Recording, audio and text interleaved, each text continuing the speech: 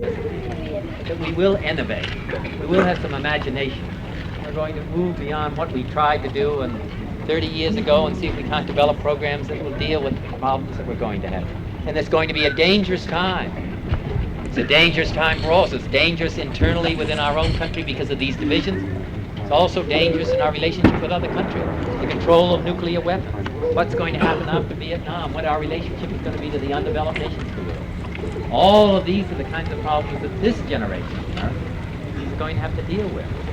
And it's a question, if we deal with them properly, then we're going to have peace and prosperity. If we don't deal with them properly, it's been demonstrated in the past, we're going to have conflict and we're going to have bloodshed. And it's not just a question of how we're going to survive, but it's going to be a question of whether we can survive. I think that's the issue in the election of 1968. That's the issue, and that's the question. And 1968 is the one that's going to decide the direction that this country is going to move in. Not 1969 or 1970 or 1971, it's 1968. You can play a role in that. It's not just some politicians that are going to decide. This is when the political people, such as myself, have to come back to you. We have to report to you.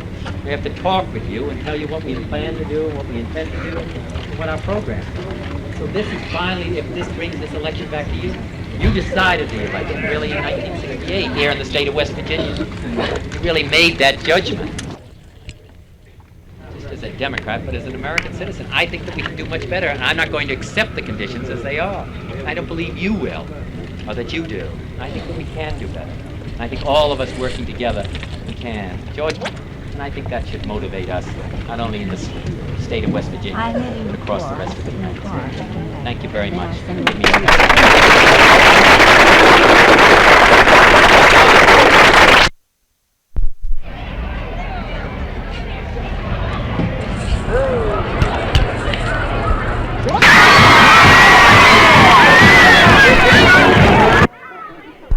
And Mr.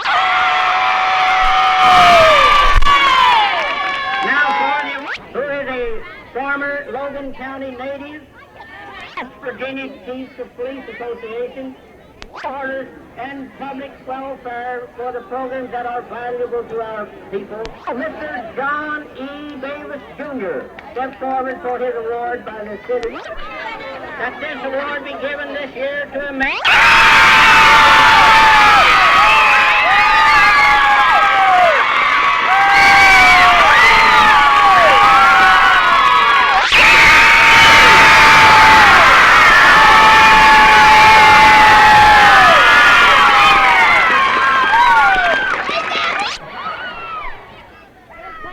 I'm very pleased to be here on the platform with so many old friends.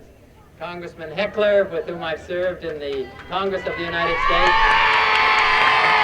First coming to Logan County, there was some difficulty about getting anybody to introduce him.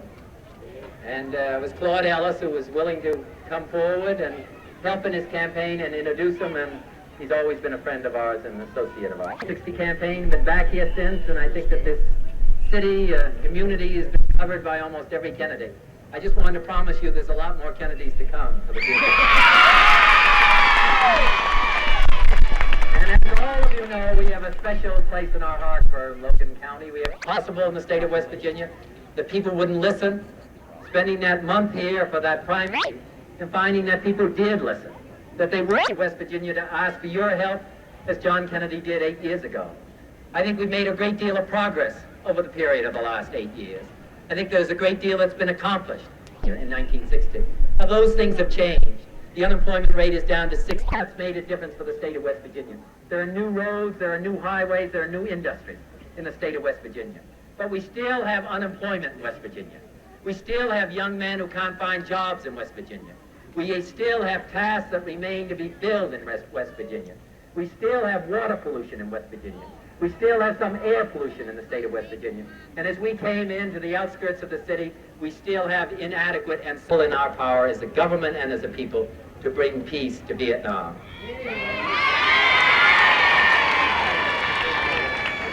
I just received a note that Tony Hilton, who's right here, is off for Vietnam next week, is the son of the editor of the Logan paper here. Could you just stand up? Logan Banner. Now, the fact is that the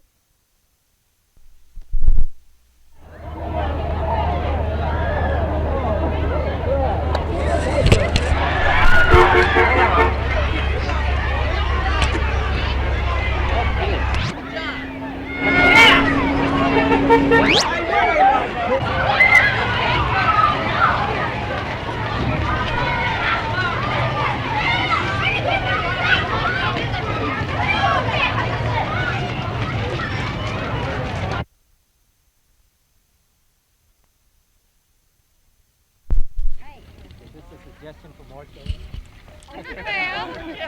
But I don't think I can do all that. All right. Thank you very much.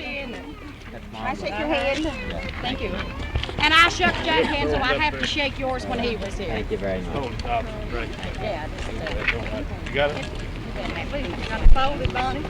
Thank you very much. How many people live in Ethel? All around 300, About 300 people? not counting children. Now, we got the name of the dad. Nice to see you. Thanks very much. That was very nice of you. Take it home tonight. Here, let me take one more. Let me get that one real quick. Plans until Saturday night, Thursday, Sunday.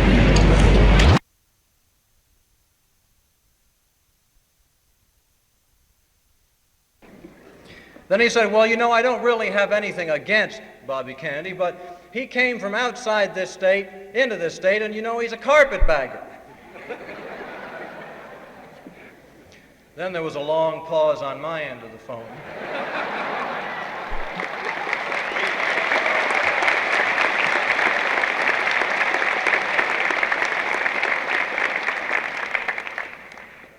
And Uncle Nelson said, sorry about that. But you know, Senator Kennedy is running for the presidency, and there may or may not be obstacles in his path. But one obstacle he doesn't have, and he doesn't have that at all, is name recognition. You know, name recognition is the name of the game when it comes to politics. And I really envy him because the name of Kennedy is known all across this country, and the name of Rockefeller isn't just known very well. And I have a terrible problem this way, especially in the Democratic Party. Now, I want to give you an example of this problem in name recognition for me. And he said, yes, you know, the one in the wheelchair. And I said, oh. And I thought for a moment, and I said, you mean my grandfather or my great-grandfather? And he said, you know, your grandfather, President Roosevelt. These are extraordinary times. With the death of Martin Luther King, Americans, I think, sense for the first time that his dream may, in fact, to be an American. And these are crucial times to seek involvement in America. The need tonight is for a new sense of national direction, for a new sureness of national purpose, and for a strong new conviction that the business of government is to have every American feel himself a part of the American dream. Whether in the hollows of Appalachia, the ghettos of our cities, or the campuses of our nation, there can be no place for alienation. To make every American a participant, to make every American able to say, I take the right leadership. It will take leadership that can reach through to the alienated human and make him feel hope. And it will take leadership that will rouse this nation to action and make us confident again. There are many of us that feel that Senator Robert Kennedy can give us that kind of leadership.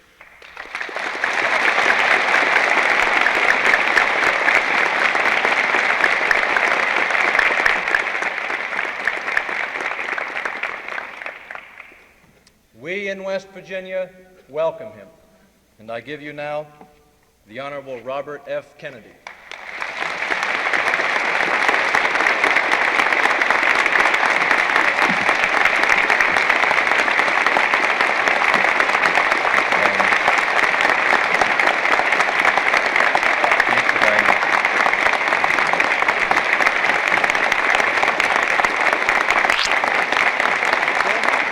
Thank you very much. Thank you.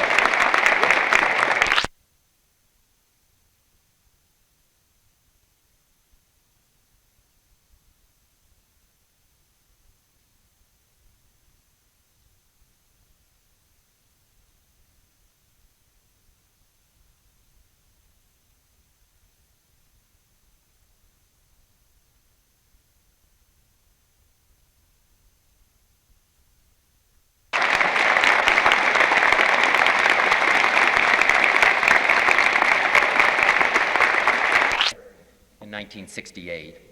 For the last 3 years, the war in Vietnam has obscured our view of the world at large. For when Vietnam is over, the great problems of the world will still remain.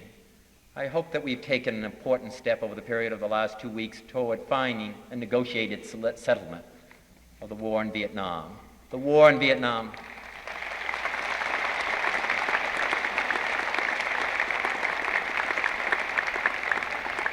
But I don't think we should deceive ourselves that the war in Vietnam is over and that there are not Americans being killed there as we speak here this evening, as we stay here in some comfort, that Americans are being killed, that there are innocent Vietnamese being killed, and those others, civilians and others, who are now being killed in that part of the globe. And until the war is over, until American troops are brought home, until there's a satisfactory solution to that problem, I don't think that we can rest.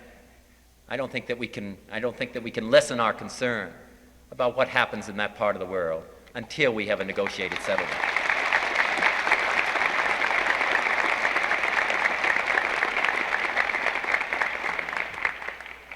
But beyond, after Vietnam, we're still going to have to deal with the world and the problems of the world. And because we will still be involved with the world, because it will continue to affect us after Vietnam is over, we cannot end our search for peace. For there is no end to history, no final millennium of peace where wars are gone and all nations secure and all men content with their lot. Peace is not static. It's not inaction, nor the mere absence of war. Peace, as President Kennedy said, is a process, is a way of solving problems. The last 3 years have reminded us once again of the awful reality of war. We have seen the shattered bodies and the bereaved families, lack of progress and the devastation of hope that lurk behind the trumpets and the pageantry of war. Now, after all of this, it is time to search again for a way to solve our problems, to turn toward a policy of peace. What are the elements of a new foreign policy? Be it an American troop strength in Europe. The events of recent years and months, most lately in Czechoslovakia, are, in my judgment, further evidence that such change could only serve the cause of national independence and freedom, and ultimately of peace in Europe as well as elsewhere around the world. Second in this, don't let me stop you from applauding anytime.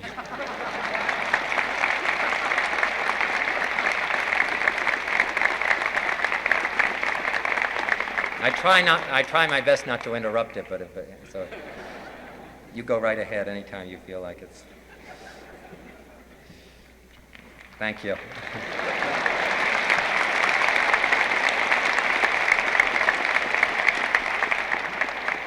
Secondly, it seems to me, in this newly diverse world, we must seek a more balanced and normal relationship with the Soviet Union. The Soviets are still the one power physically able to endanger the very survival of the United States. And there's still much we do not know and much we do not fully understand about them. Therefore, we would be foolish to stake our future security on the liberation of the Soviet Union, however much the Chinese may accuse them of becoming more liberal. The present Soviet leadership is thus far proven relatively more cautious and pragmatic than Khrushchev. It is large enough for us both. It is time to renew our dialogue and to explore our common interest in peace, and I think we should begin it now.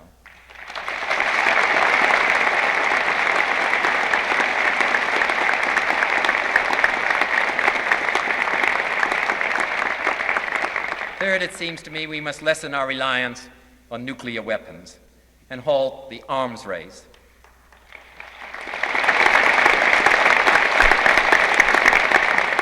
The growth of the overwhelming nuclear capabilities of the United States and the Soviet Union.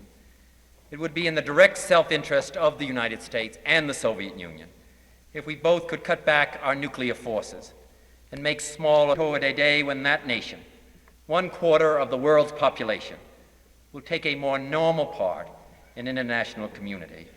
There is neither need nor prospect of success for precipitous attempts to bring China into the United Nations, although that's what I would like to see, which effort it would almost certainly reject in any case.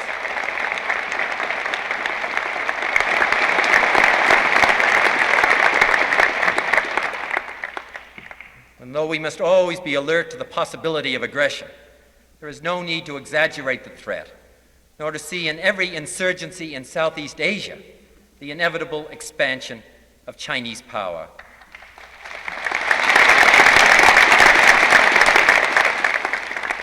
Where these insurgencies are strong, that is to say in Vietnam, they have their own revolutionary tradition and dynamism, which is resolutely opposed to Chinese domination and control.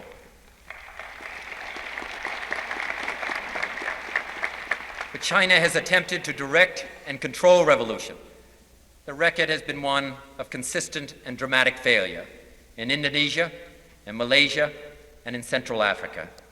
And the Chinese, racked as they are by internal upheavals and limited by their own great poverty, seem now to have neither the capability nor the will to themselves expand outside their borders, until the time when China wishes to become peacefully into the world.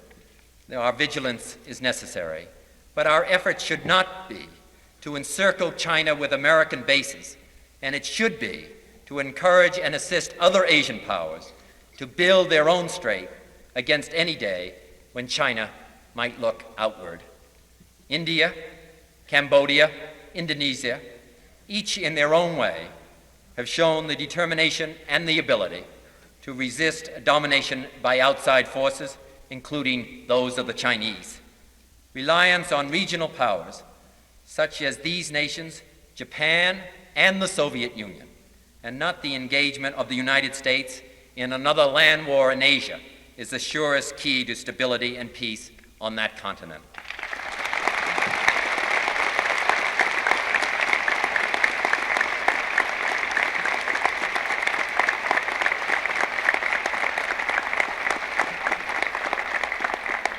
Fifth, and most importantly, we must recognize that peace in this world means little to us unless we can preserve peace here in our own country.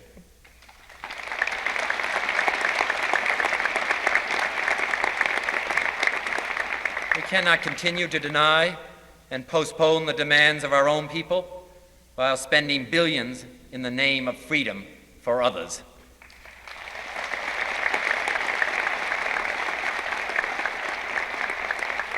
Moreover, such a course can bring us no true peace.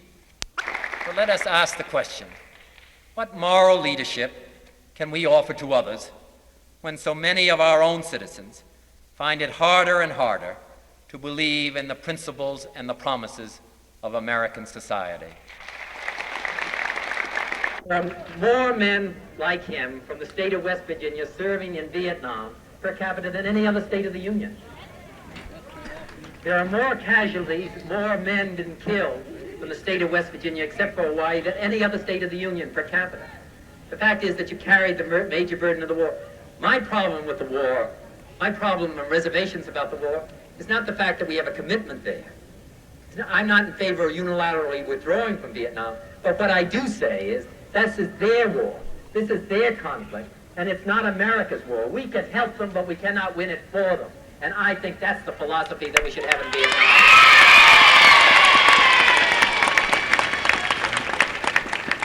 I think to go on for such a long period of time, the changes that have been made over the period of the last month, but to go on for such a long period of time and have them refuse to draft 18-year-olds and 19-year-olds in Vietnam to fight. To have a representative of the General Assembly get up and say, we're not going to draft those young men.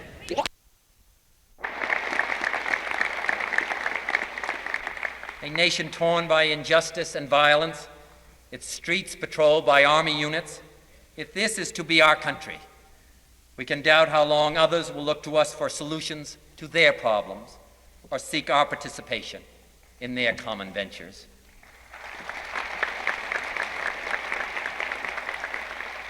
but it seems to me an America moving surely and confidently towards solution of our own terrible problems. A nation frankly confronting the errors of its past, of which I personally was involved, and determined to repair them in the future. A nation which learns at last to transcend and strip away the false masks which separate us from our fellow men. Such a nation would have much to offer to the world.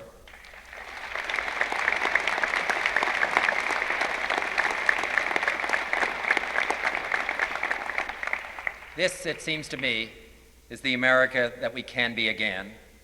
And whatever the turmoil that lies ahead, that America will be as secure as any nation can be. I thank you.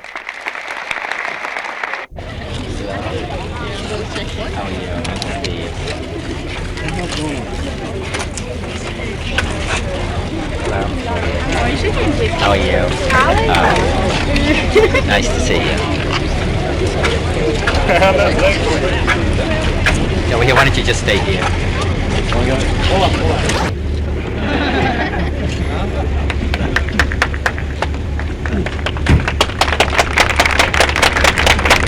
Come up here and give me a nice...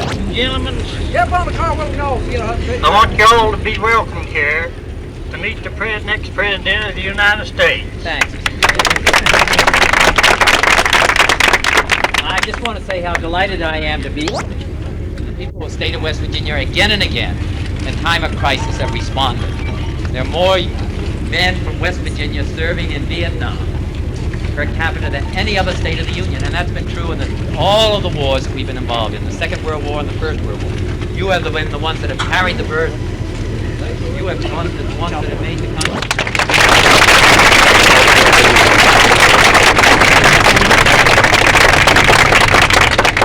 Marvelous speech. Get any of your votes? But anyway, I'm glad to be here. We spent a lot of time here 8 years ago, and I come back to ask for all of your help in this campaign, your assistance. If I'm going to win, I need the support of the West Virginia delegation in Chicago. I ask for that support.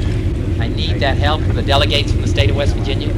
I think if we can win in Chicago, we can win the election in November. We can make a difference for the state of West Virginia. We can continue the progress that's been made, and we can also remedy the problems that still exist. Not make them disappear, but I think we can do better. And I think that we can do better around the rest of the country. I don't think we have to accept the divisions that exist in the United States. I don't think we have to accept the lawlessness and the violence. Not that we'll make it go away, but I just think that we can do better within our own country. And I run on that basis. Not that the fact that I don't think the Democratic Party's done a lot. Not that I don't think that we've accomplished a lot, but I don't think that we can run on that basis.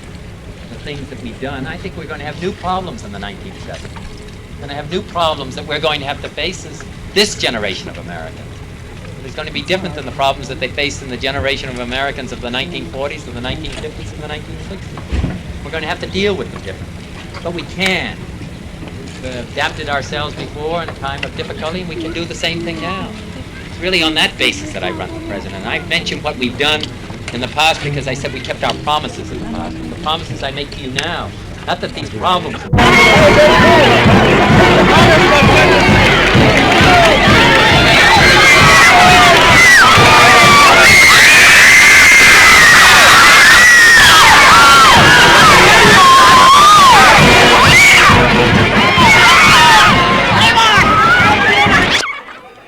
substandard housing in the state of West Virginia. Until these matters are remedied, until these conditions are changed, we cannot be satisfied, and that's why I run for President of the United States.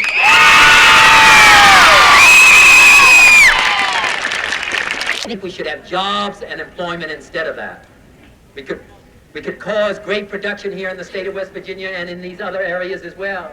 I think that's what we should do. The government should work at it, and I think private industry should work at it. There should be a close part. What you have to do is do all...